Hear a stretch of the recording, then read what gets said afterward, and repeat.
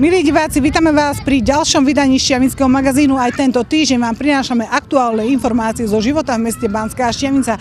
Tento týždeň uvidíte Deň rodiny, ktorý organizovala Materská škola Bratská na sídlisku Drieňova. Taktiež vám ukážeme už 39.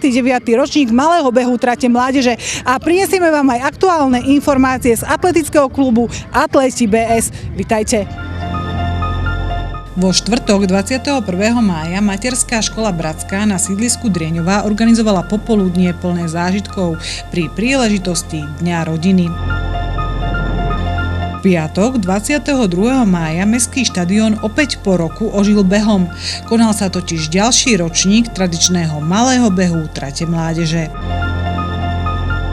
Atletický klub Banská Štiavnica opäť priniesol do Banskej Štiavnice medaily.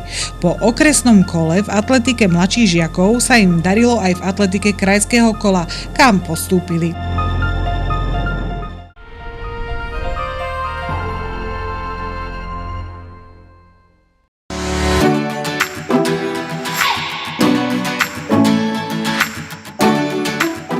Vo štvrtok 21. mája Materská škola Bratská na sídlisku Drieňova pozvala rodičov osláviť spoločne Deň rodiny. S týmto podujatím prišli prvýkrát a počúvajte prečo.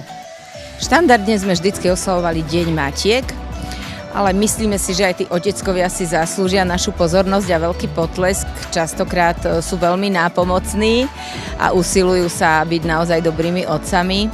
A preto sme sa rozhodli, že budeme oslavovať všetko dohromady a oslavujeme Deň rodiny. Dnes je to deň pre všetkých, ktorí sa snažia vytvoriť teplo domova, pocit domova pre deti, rozdávať im úsmev, radosť, spokojnosť. A preto sme sa rozhodli urobiť také popoludnie plné radosti, veselých takýchto maskotov, ktorých sme sem deťom priniesli, rôzne súťaživé hry a rôzne aktivity ako malovanie na tvár, písanie prianí pre rodičov a podobne. Nuž a pre rodičov bol pripravený bohatý program. Sme samozrejme privítali všetkých rodičov na dvore materskej školy, ktorý sme pripravili. Deti mali krátke vystúpenie, naozaj dohromady možno 15-20 minút všetkých 5 tried, pretože dnes nešlo o vystupovanie detí, dnes ide o kooperáciu, spoluprácu, radosť a takú spolupatričnosť všetkých, ktorí patria do veľkej rodiny materskej školy. Teraz si vlastne budú môcť rodičia spolu s deťmi užiť rôzne aktivity a my sme spomínali v súkromnom rozhovore, že toto dnešné podujatie má aj taký charitatívny charakter. Áno, rozhodli sme sa tak, pretože našu materskú školu už 3 roky navštevuje dieťa, ktoré má veľmi vážne zdravotné komplikácie vrodené. Teraz momentálne ani materskú školu nenavštevuje, lebo je po operácii a čakajú ho znovu veľmi náročné dni a finančne náročné rehabilitácie. Naše pani kuchárky navarili veľký kotol gulášu, ktorý radi rozdáme všetkým rodičom ako občerstvenie a rodičia, ktorí budú mať chuť pomôcť, tak môžu venovať dobrovoľný príspevok, ktorý my odovzdáme v plnej výške maminke tohto dieťaťa.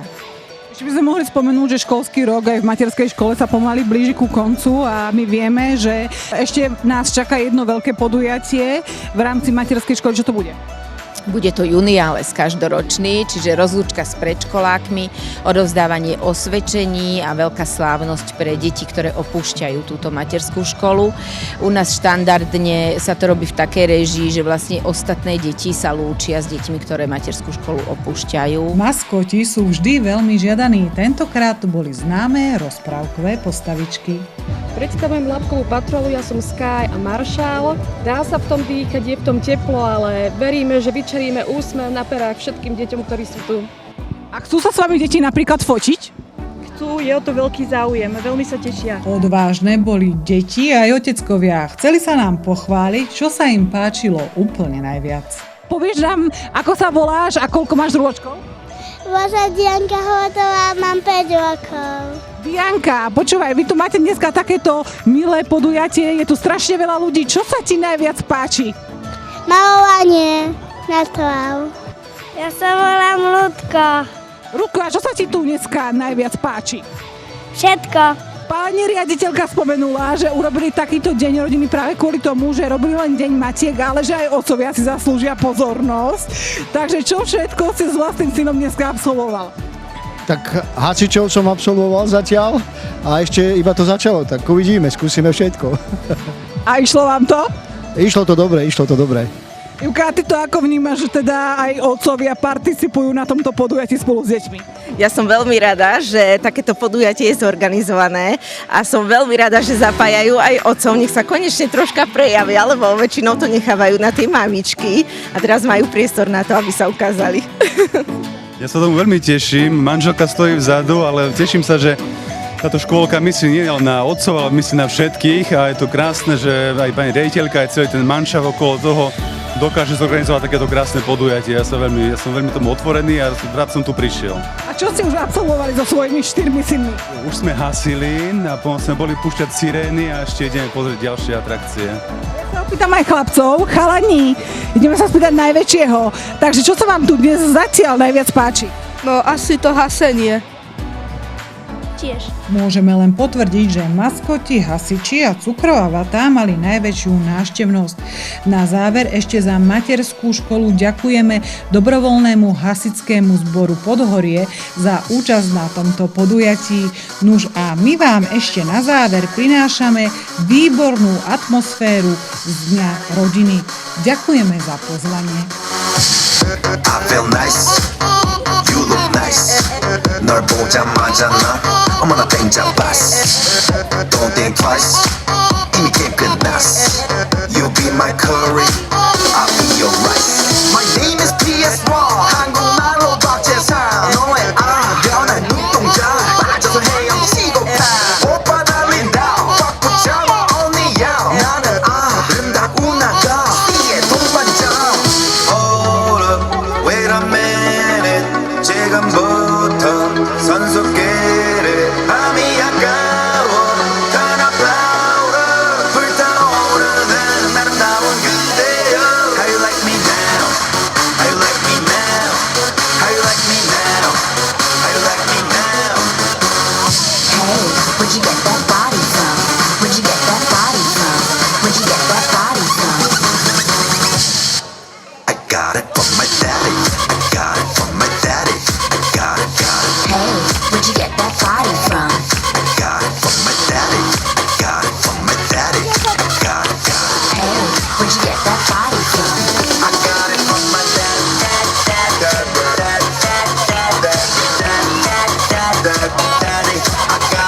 my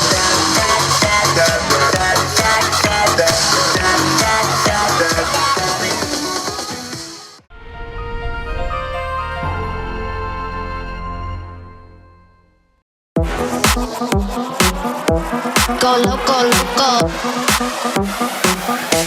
Go loco, loco. Piatok 22. mája Mestský štadión ožil behom.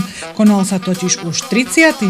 ročník malého behu trate mládeže. A už bolo startované.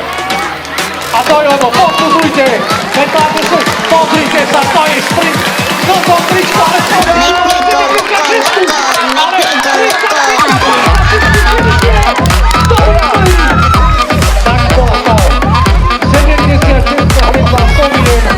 Pri zrode tohto preteku stál pán Melicherčík. Aké teda boli začiatky? Začiatky behu trate mládeže vlastne boli cestným behu trate mládeže, lebo pôvodná myšlienka bola bežcov rekreačných, to bolo obdobie tých 80. rokov, že založiť v Banskej Štiavnici cestný beh trate mládeže. My sme spravili vlastne tú trať na počesť stavby trate mládeže na 20 kilometrov a pritom sa zrodil aj ten malý beh trate mládeže. Takže ja som bol v druhom ročníku Fakulty telesnej výchovy a športu 1980, keď som začal organizovať tieto preteky a neverím dodnes, že 39 rokov som zostal verný tomuto preteku a som rád, že táto tradícia zostala v tejto Štiavnici. Verím, že aj 40. ročník sa nám podarí zorganizovať nejakou inováciou No, samozrejme, ten cestný beh je troška väčší problém, ale nechcem to rozvíjať, ale tento malý beh nás teší, keď tu vidíme 150 detí a máme aj pekné počasie, tak čo iné si prijať. Pán Melicherčík, vy ako organizátor určite budete vedieť, aký je dneska najmladší účastník a akí sú tí najstarší a aký teda beh ich čakal dnes. Väčšinou je to tak, že tí najmladší a najstarší účastníci sme to brali tak, že v tom cestnom behu Trate mládeže. Tu je to vlastne, že to je predškolský beh, pretože sú materské škôlky od 3 rokov, tu deti pretekajú a najstarší vlastne sú tí dorastenci, no takže tam sa nedá hovoriť o nejakom staršom veku a nejakom mladšom. Sú to v podstate deti jednej vekovej kategórie. A aké ceny ich čakajú?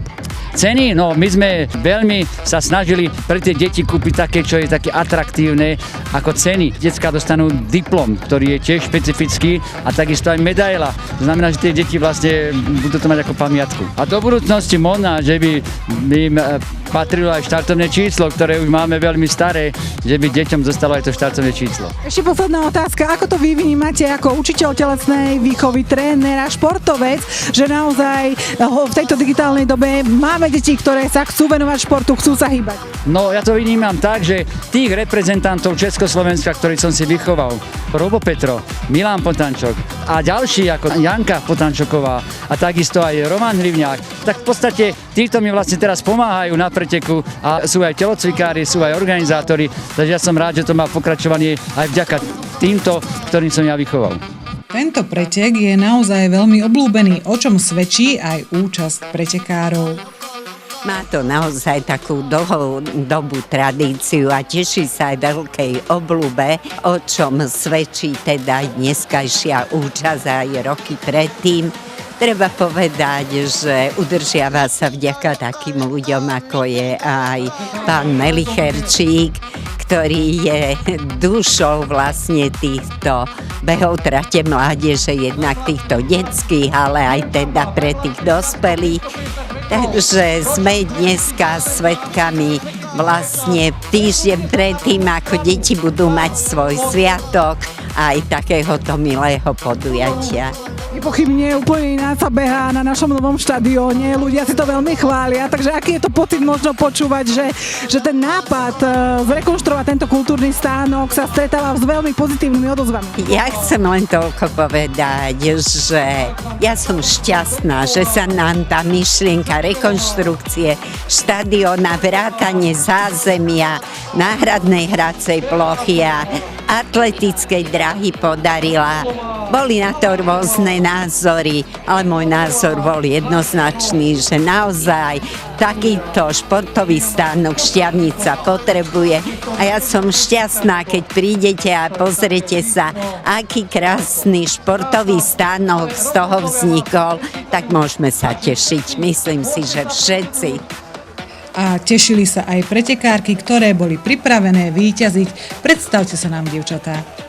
Sofia, a ja som sa pripravovala na 2016. Ja sa volám Sofia, idem behať za 3. ročník, príprava bola dobrá. Boli sme s maminou aj takým trénerom, sme boli cvičiť okolo štadiónu a tešíme sa. Ja sa volám Ester, no akože behala som okolo domu, ale akože nič strašné a tešila som sa. Športovať treba, športovať dar! Čo na záver dodať, vedia to už aj samotné deti. Mestský štadión je tu pre všetkých. Príďte si teda zašportovať spolu so svojimi ratolestiami a vidíme sa možno na 40. ročníku malého behu Trate mládeže.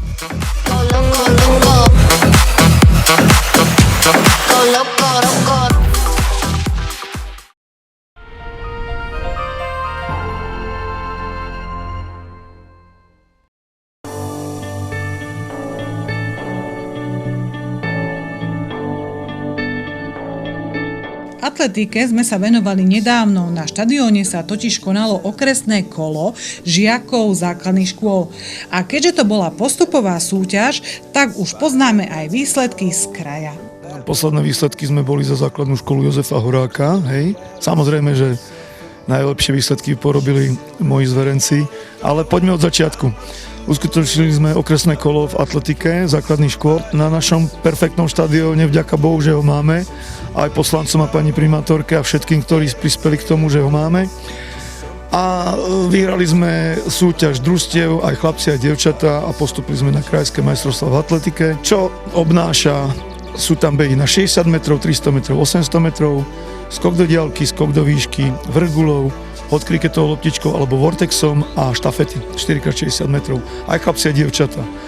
Takže postupili jednotlivci víťazi alebo víťazné družstvo celé. Takže sa nám to opäť podarilo po niekoľkých rokoch, že sme sa zúčastnili krajského kola v atletike, kde sme nešli s veľkým očakávaním, ale veril som, že je tam možnosť postupu. Víťazi jednotlivých kategórií idú do Košíc na majstrovstvá Slovenska a takisto víťazné družstva. Doniesli sme 8 medailí pre školu, čo je teda veľký výsledok. A z toho sme získali 3 bronzové medaily, dievčatá v družstvách tretie, dievčatá v štafetách tretie a Šušková Miška na 300 metrov. Sámkovi Orolínovi ušla 60 na o 500, mohli sme na majstrovstvá Slovenska, tak skončil druhý v osobnom rekorde, 7,58, čo je kvalitný čas. No a 4 zlaté medaily sme doniesli, to je Miška Šušková vyhrala 60 v osobnom rekorde 8,01, Veronika Ivaničová vyhrala 800 a Viktor Bartoš, najväčší talent asi momentálne, ale necháme to doznieť. Vyhral skok do výšky 160 cm, 10 cm osobný rekord, porazil špecialistov výškarov. A medzi tým si odbehol chytro na Vortex, lebo sa prekryvali disciplíny. Všetky 4 pokusy Vortexom nad cez 70 metrov a víťazný 76-20. Znamenalo, že druhému naložil 25 metrov, to sú neskutočné rozdiely. Dukla ho pýta, ale to je ťažko s ním. Keby toľko trénoval, koľko sa prechádza po Drieňovej, tak to povedzme, tak by bol najlepší v Európe, nie že na Slovensku. Nuž a tréner atlétov Robo Petro má víziu ďalšieho veľmi zaujímavého športového podujatia. Chcem robiť veľký meeting bežecký, memoriál Ivana Kováča, ale je to všetko o peniazoch. Povedzme si na rovinu, ak mám spraviť poriadny pretek, tak to nebude pre jedného slovenského bežca, pre Ďureca, ale chcem, aby tu prišli viacerí.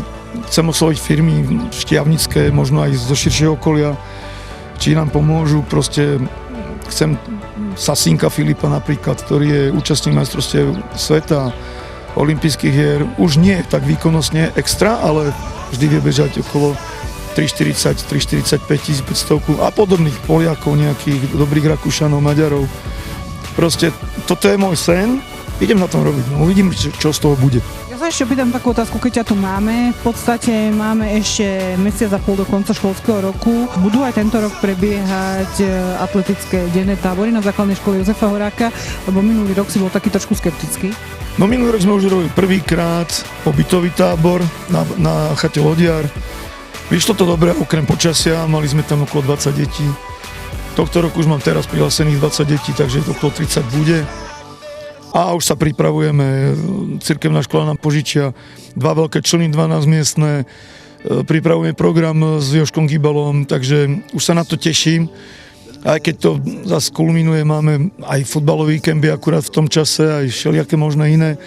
Ale tak kto chce ísť na futbal, ide na futbal, kto chce prísť ku mne, príde ku mne, takže nie je tam žiadny problém. Teším sa na to, že niektoré deti konečne prvýkrát v živote uvidia Sitno, lebo Štiavničania minulý rok asi 8 ešte neboli na Sitne, tak mali premiéru so mňou. Takže kopec dobrej zábavy, zavolám rodičov na opekačku, na nejaké súťaže proti deťom. Na záver dodávame, že ak máte záujem o pobytový atletický tábor, je práve správny čas dieťa prihlásiť, ešte sú voľné kapacity. A ešte dodatok k našim úspešným športovcom.